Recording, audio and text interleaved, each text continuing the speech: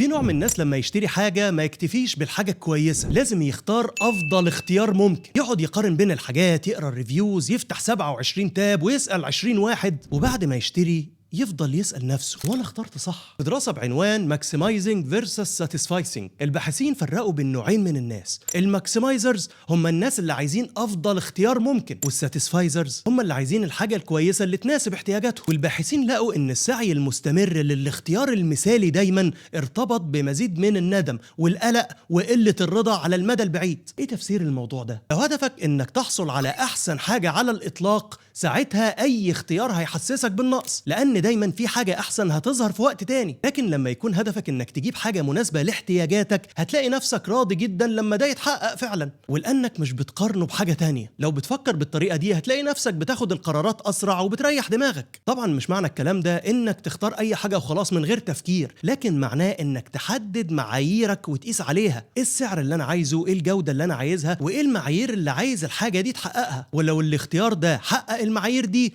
اقفل الملف. والحياة أقصر من إنك تعمل دكتوراه عشان تاخد قرار هتتعشوا فين النهاردة. فأنت من أي نوع؟ هل بتشتري الحاجة اللي تناسبك ولا اللي تحسسك إنك اخترت أحسن من الناس التانيين؟